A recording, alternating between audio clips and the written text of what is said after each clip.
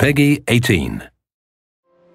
Like most mob stories, it's a rags to riches story. Here's where you are, here's where you want to be, and here's what you have to do to get there. When the player first picks up the controller, they're fully immersed. And that's really something we've spent a lot of time doing. Our technology is a big sort of driver of this, you know, allowing players to feel like they're sort of taking part in a movie experience. We've built all the technology from the ground up to be exactly as we need it. Being it the AI system or streaming system, things which enable us to make the city alive exactly as we envision it. The fact that we built our own illusion engine enabled us to execute exactly what we wanted to happen in the game. Všechno musí fungovat dohromady, to znamená... Using the illusion engine, we were able to create a real living city. This is not a sci-fi game, so players know how everyday objects should react. It was much more demanding to get these things right so that players believe and trust in the game world. The non-playable characters go a long way to making Empire Bay feel believable. We have a very elaborate system that allows them to behave normally in the city. For example, waiting at traffic signals before crossing the road. It shows that our game is not only good fun, but also that there is attention to detail. Every bullet you shoot, it has some impact.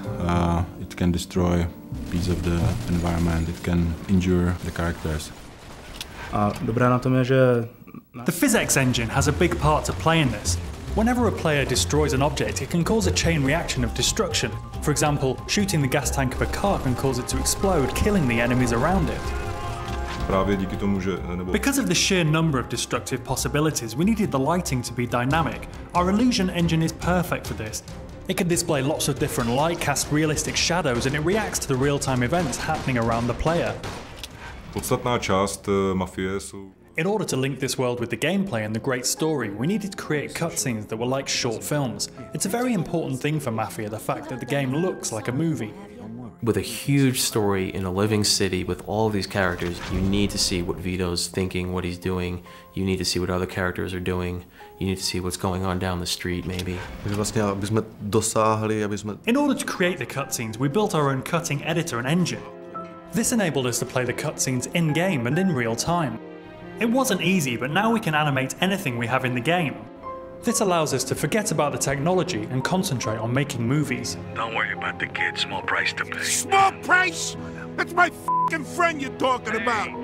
All of us at 2K, we're all really immersed in the world of Mafia. We all love these movies, you know, The Sopranos, Goodfellas, Godfather. Movies that portrayed the real mobsters as real people. I grew up with guys like this, so I looked at the story and I was like, okay, this guy is like, you know, this guy I grew up with, this guy's like another guy I grew up with, and then I just, you know, add a little more character into the characters.